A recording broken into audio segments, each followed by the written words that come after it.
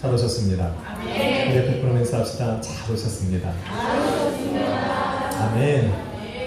한 번 더 인사합시다. 당신을 위해 좋은 일이 시작되었습니다. 당신을 위해 좋은 일이 시작되었습니다. 아멘. 예배를 통해 그 일들이 이루어지리라 믿습니다. 한번 제목을 따라 읽습니다. 십자가에 기대어 사는 성도. 십자가에 기대어 사는 성도. 함께 예배하는 우리 인터넷으로 실시간으로 또 예배하는 우리 모든 성도님들도 예수 그리스도의 이름으로 축원합니다. 축복합니다. 하나님을 떠나서 스스로의 힘으로 살아가려고 했던 다윗과 이스라엘은 하나님의 징계 앞에 드디어 놓이게 됩니다. 하나님의 징계는 그들을 내어버려 두시는 것으로 시작되었습니다. 하나님께서 내어버려 두셨다 라는 말은 하나님께서 그들을 지키시고 보호하셨던 그 손을 피셨다라는 의미입니다. 그래서 그들로 하여금 자신들의 마음에 품은 생각대로 마음껏 살아가도록 내어버려 두셨다라는 겁니다. 마귀는 그 틈을 타고 이스라엘 민족 가운데 들어가 그들을 대적하고 다윗의 마음에 들어가 그의 마음을 유혹하고 부추기고 충동질해서 하나님께서 기뻐하시지 않는 그 일을 행하도록 만들었습니다. 본문 10절에 보니 마귀에게 그 마음이 충동질 당하여서 하나님 앞에 범죄하는 그 일을 이스라엘과 유다의 모든 인구를 조사하고 난 후에 드디어 자기 마음을 자책하기 시작합니다. 자기의 미련하고 하나님 앞에 범죄했던 그 마음을 또 드디어 깨닫게 된 후에 하나님 앞에 나아가서 미련한 자기의 마음을 범죄한 나를 하나님께서 용서해 달라고 그 앞에 나아가 간구하고 있습니다. 영적으로 생각해 보면 사실 다윗의 마음을 충동질해서 다윗의 마음을 유혹하고 부추겨서 하나님 앞에 범죄하게 한 것은 사탄 마귀인데 다윗이 하나님 앞에 범죄했던 그 순간 다윗의 마음을 충동질했던 마귀는 사라졌습니다. 다윗의 뒤로 숨어버린 겁니다. 지금까지 이스라엘을 대적하고 다윗의 마음을 흔들어서 하나님 앞에 범죄해 놓고 막상 다윗이 범죄하니 자기는 숨어버리는 겁니다. 마귀가 그의 뒤로 숨어버리니 다윗은 드디어 자기의 마음의 본성을 깨닫게 되는 겁니다. 그래서 자기의 마음이 미련하고 둔하고 연약해서 하나님 앞에 범죄했다라는 것을 깨닫게 되고 그 시간으로 하나님 앞에 무릎 꿇어서 회개하고 있는 겁니다.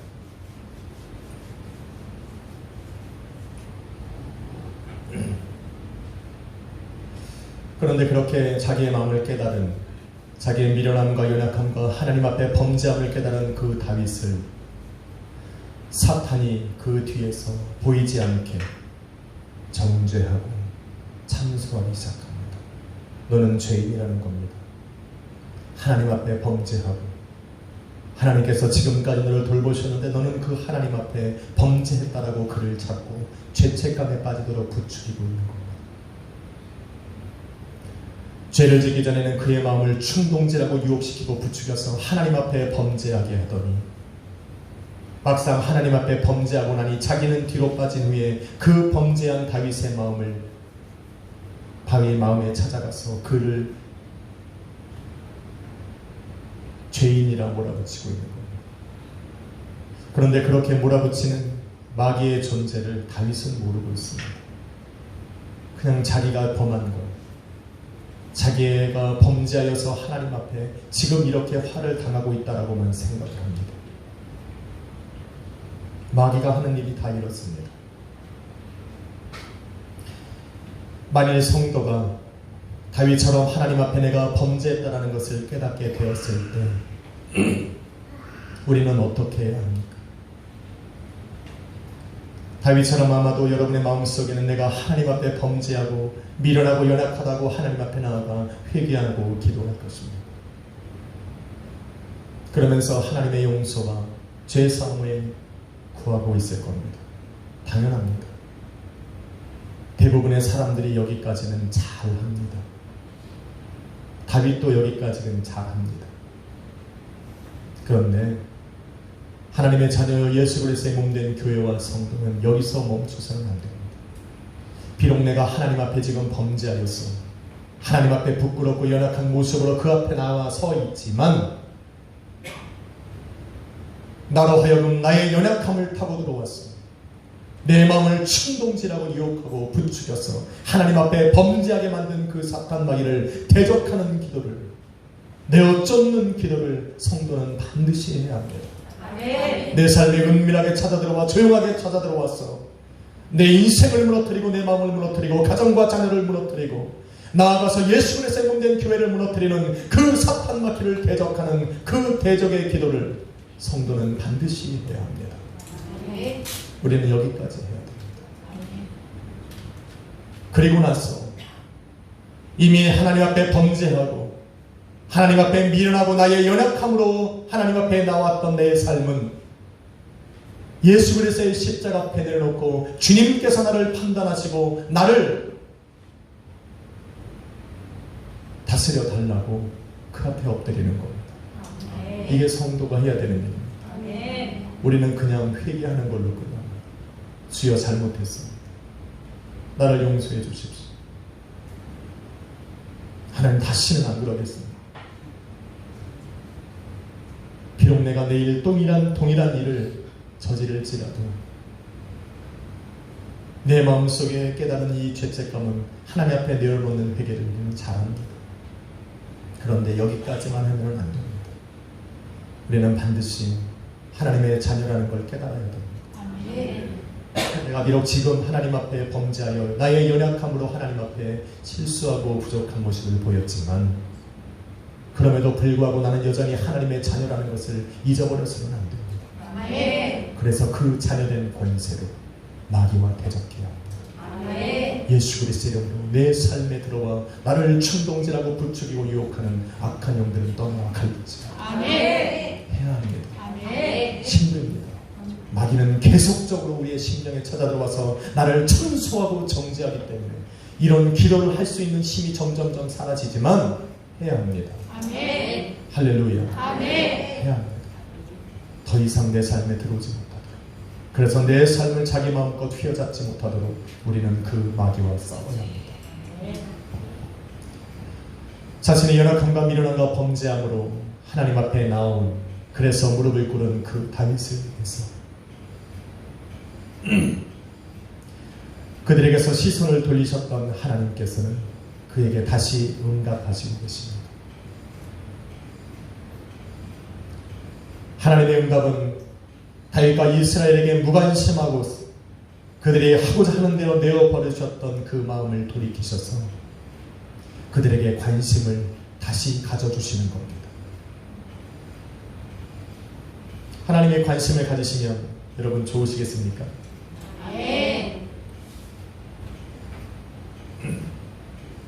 하나님께서 다윗과 이스라엘 향해서 관심을 보이셨습니다. 그것은 바로 징계입니다. 잘못했으니 매를 맞으라는 겁니다. 하나님께서는 선견자 갓을 부르셔서 다윗에게 세 가지를 이야기를 합니다. 첫 번째는 무엇이냐면 7년 동안 그 땅에 기근이 있을 것이다. 기근이 혹시 뭔지 모르시는 분들이 있을 것 같습니다. 혹시 외국에서 오신 분들, 필리핀에서 한 40년 사시다 오신 분들은 기근을 잘 모를 수도 있어요. 기근은 비가 안 오는 겁니다. 땅이 갈라지고 마르고 땅거미가 지는 겁니다. 가뭄과도 비슷한 겁니다. 7년 동안 그 땅에 그것이 임할 것이라고 말하는 겁니다. 두 번째는 무엇이냐면 3달 동안 블레셋 군대에게 다윗이 쫓겨다니는 겁니다. 세 번째는 무엇이냐면 3일 동안 그 땅에 전염병이 도는 겁니다. 이것을 선택한 말을 한 갓이 다윗에게 빨리 하나를 선택하라는 겁니다. 내가 하나님 앞에 응답을 해줘야 되니까, 답을 해줘야 되니까 빨리 하나를 선택하라고 말합니다. 여러분은 어떤 것을 선택하시겠습니까? 그 어떤 것을 선택하든 이스라엘 민족에게는 고난과 고통이 따르게 될 것입니다. 그래서 다윗이 결정을 못해요. 왜냐하면 앞서서 3년간의 기근을 경험했습니다. 수많은 백성들이 굶주려야 했고 자신도 굶주리고 목말라야 했고 그로 인해서 블레셋 군대가 자기의 땅을 침범하고 침략해 들어오는 그 아픔까지 겪어야만 했습니다. 3달 동안 블레셋에게 쫓겨다닙니까? 지금까지 살아오는 날 동안에 다윗이 편안할 날이 없었습니다.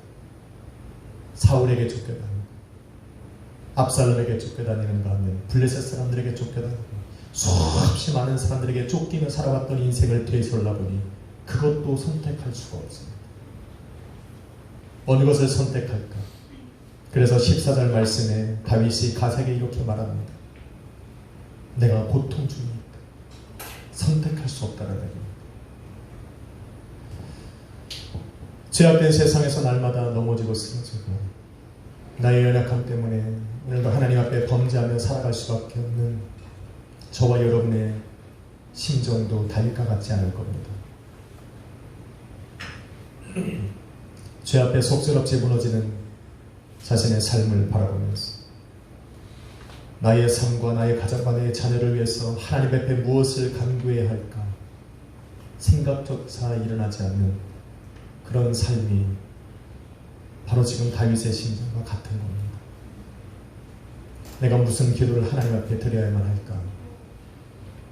반복되어지서 무너지는 나의 삶 속에 내가 하나님 앞에 무엇이라고 하려야 할까? 이렇게 고민되어지는 상황에 있다면 우리는 다윗의 결정을 눈여겨봐야 합니다. 다윗은 무엇을 선택했을까? 다윗은 지금 무엇인가 하나를 선택해야 되는 상황 속에서 하나님께서 그에게 제시한 이 3가지 중에 하나를 선택하지 않습니다. 다윗이 선택한 것은 하나님의 긍휼하심이었습니다. 아멘. 본인이 선택한 것이 아니라 다윗은 하나님의 긍휼하심을 선택하고 그 긍휼하심에 자기를 기댄 겁니다. 14절 말씀에 보니 다윗은 여호와께서 긍휼이 크시니 우리가 여호와의 손에 빠지고 내가 사람의 손에 빠지지 아니하기를 원하노라 라고 말합니다. 선택한 것이 아니라 내가 사람의 손에 빠지기보다 하나님의 손에 빠지겠다라고 결정을 한 겁니다. 빠지다라는 말은 무슨 말입니까? 원어로 나팔, 나팔부 나팔. 우리 김영호 집사님이 부는 저 나팔, 이게 빠지다 라는 단어입니다. 조금 더 해석을 하면 어떤 말이냐면 던지다, 기대다, 본문에 나오는 기대다, 내던지다, 내팽개치다, 맡기다 라는 말입니다. 마치 여러분의 손에 있는 주사위를 저곳에 내팽개치고 던지듯이, 그래서 그 숫자가 몇이 나오든 이미 던진 나하고는 상관없듯이 다윗은 지금 이스라엘과 자기의 생명을 하나님 앞에 던진 겁니다. 하나님 손에 던진 겁니다. 그리고 하나님께서 마음껏 하시라. 나를 죽이시든 살리시든 나의 생명을 하나님이 걷어가시든 이스라엘을 하나님이 멸망시키시든 다시 살리시든 하나님의 손이 원하시는 대로 하시라고 하나님의 손에 던진 겁니다. 하나님 마음대로 하십시오. 나는 선택 못하겠습니다.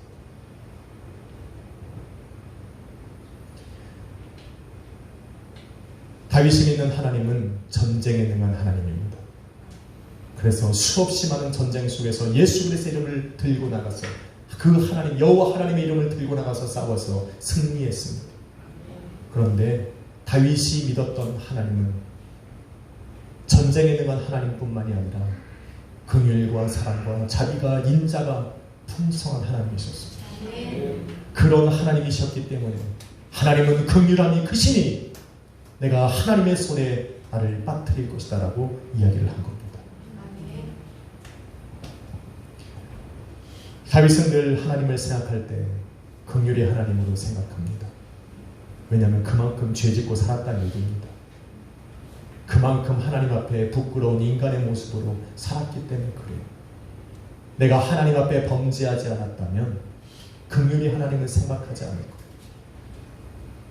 하나님 앞에 부끄러운 삶을 살아갈 수밖에 없고 실수하고 좌절하고 또 넘어지는 삶을 살아가는 사람에게는 그 긍휼의 하나님이 필요합니다.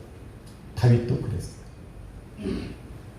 시편 5편 7절에 말하기를 주의 긍휼하심과 인자하심이 아니고는 내가 하나님 앞에 나아가 경배하고 그를 찬양할 수 없다라고 이야기합니다. 죄인이니 오늘까 우리 집사님이 기도할 때 예배를 드리는 것이 은혜입니다. 네. 죄인된 모습으로 하나님 앞에 나아갈 수 없는 우리가 그럼에도 불구하고 예수 그리스도의 십자가의 보혈로 나를 정결케 해주셔서 예배 가운데 나와 그 하나님 앞에 찬양하고 예배하게 하시는 것이 은혜이고 긍휼입니다. 네. 다윗도 그렇게 고백한 겁니다. 밧세바와 동침하며 하나님께서 그의 가정과 그의 가문과 그의 모든 이스라엘 민족들을 멸하시려고 하실 때 다윗이 고백한 것은 시편 51편 1절로 2절에 하나님이여 주의 인자를 쫓아 나를 긍휼히 여기시고 그의 자비를 쫓아 내 죄를 도말하십시오. 내 죄를 기억하지 마시고 내 죄를 사해달라고 그 하나님의 긍휼하심과 자비와 인자하심 앞에 자기의 삶을 내려놓은 겁니다. 다윗은 이래서 사랑받은 거예요. 죄를 짓지 않아서가 아니라 죄를 짓고 그 죄를 깨달을 때마다 자기의 신령을 참수하고 정죄하는 그 마귀의 유혹과 속삭임을 뒤로 한 채 하나님 앞에 나와서 회개하고 무릎을 꿇었기 때문에 하나님이 그를 사랑한 겁니다. 아멘. 여러분도 사랑합니다. 아멘. 왜 사랑합니까? 답을 1번이라고 가르쳐주고 쓰라도 못 쓰는 하나님께서 저와 여러분을 사랑하시는 것은 예수 그리스도의 십자가를 믿고 회개하며 기도하기 때문입니다. 아멘. 비도 오고 기분도 그렇고 해서 잠시 눈을 감고 천국을 경험하고 있는데 시끄럽게 떠들고 있습니까 제가? 한번 인사합시다. 주님께서 당신을 사랑하십니다. 그러니 여러분을 사랑하는 주님 앞에 눈 뜨고 만나십시오. 아멘. 지금은 천국을 경험할 때가 아닙니다. 말씀을 들을 때입니다. 말씀과 만나야 될 때지 네. 입신에 들어갈 때가 아닙니다. 그러니 눈을 뜨십시오.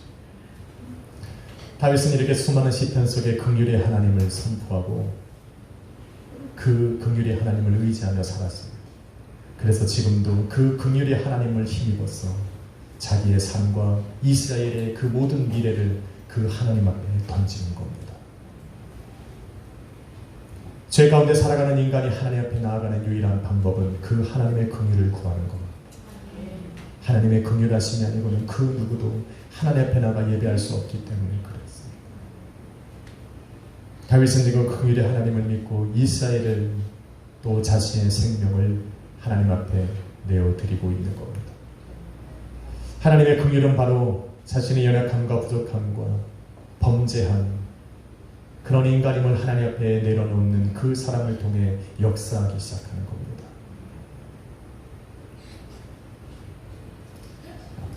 하나님께서는 그렇게 나아온 다윗을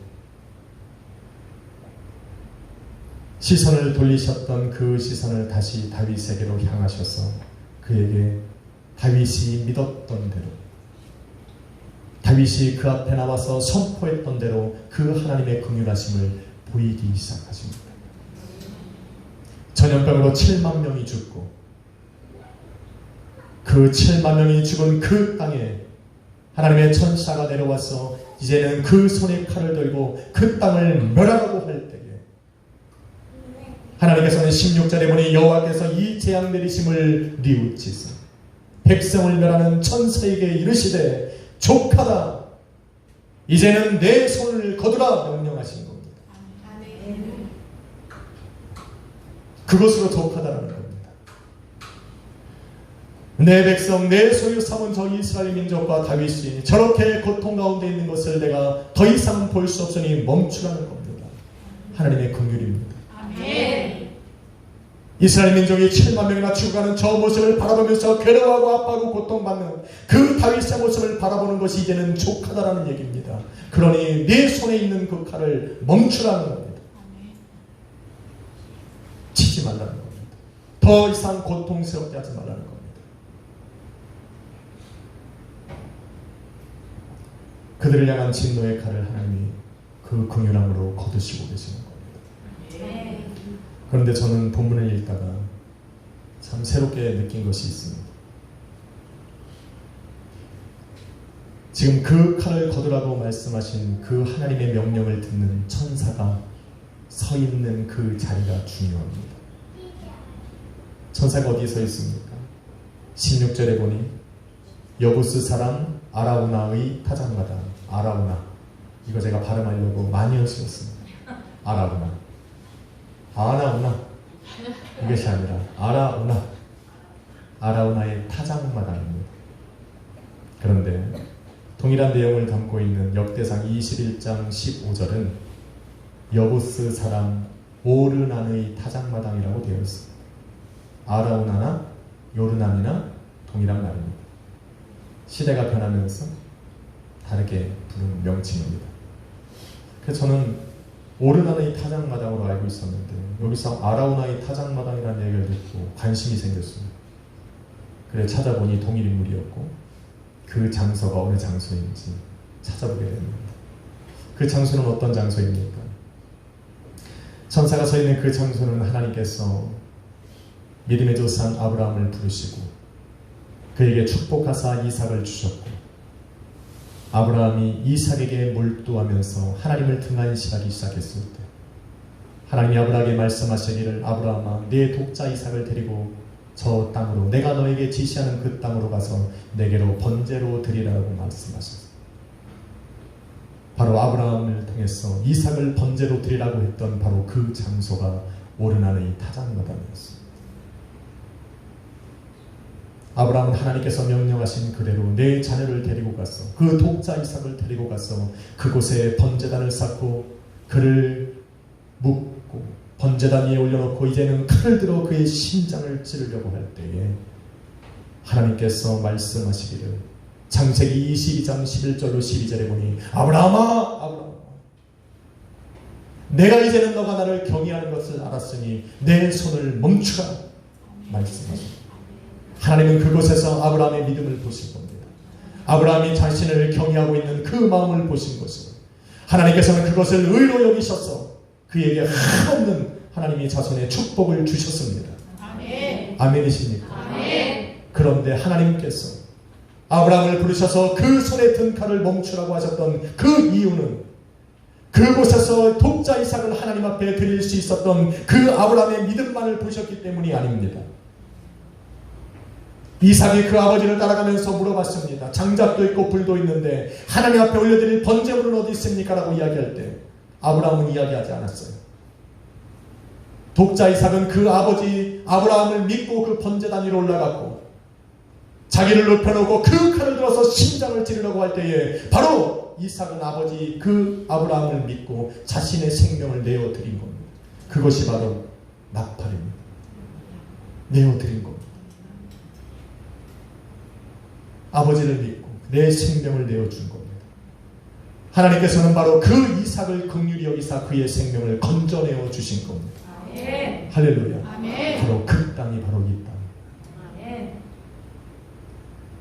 이삭처럼 지금 다윗도 하나님 앞에 자기와 이스라엘의 모든 생명과 미래를 하나님 앞에 내어 던지고 있는 겁니다. 하나님 마음대로 하십시오.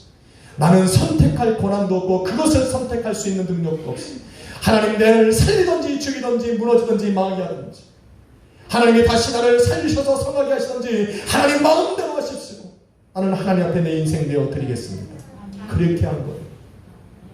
이삭을 긍휼하게 여기셔서 그의 생명을 건지신 것처럼 지금 자신 앞에 나와서 무릎을 꿇고 자기를 내어놓은 그 이삭 그 다윗을 불쌍히 여기시고 긍휼히 여기사 하나님께서 지금 그 든 칼을 든 천사의 손을 멈추시게 하신 겁니다. 하나님의 긍휼입니다. 아멘.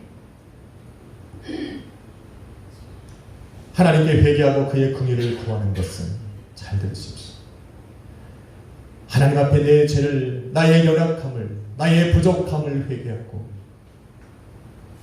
하나님의 긍휼을 구하는 것은 하나님의 징계함 속에서 더 큰 징계를 멈추게 할 뿐만 아니라 하나님께서 그 모든 것을 회복시키시는 시작을 하게 하는 능력입니다. 아멘. 할렐루야. 아멘. 그래서 나는 이미 징계받고 있으니 이게 아니라 더 큰 징계를 모면하고 이제까지 무너졌던 나의 삶을 회복시키시고 보수하시는 그 하나님의 역사의 시작을 하게 하는 능력입니다. 아멘. 그래서 해야 돼요. 아멘. 그렇기 때문에 어찌할 수 없는 상황이 여러분에게 왔을 때, 무너져가는 나의 인생과 가정과 나의 사업장과 교회를 바라보면서 무엇을 구해야 할지 알 수 없는 그런 상황 속에서 지금 다윗이 한 것처럼 하나님 앞에 내어 던지는 것, 아멘. 나를 찾아 삼으시고 나의 생명을 건지셨던 그 하나님을 의지하면서 그 앞에 내 삶을, 내 가정을 내어 던지는 겁니다. 아버지 하나님, 내 인생과 가정과 자녀를 아버지 앞에 내어놓습니다. 살든지 죽이시든지 흥하게 하시든지 망하게 하시든지 아버지 마음대로 하십시오.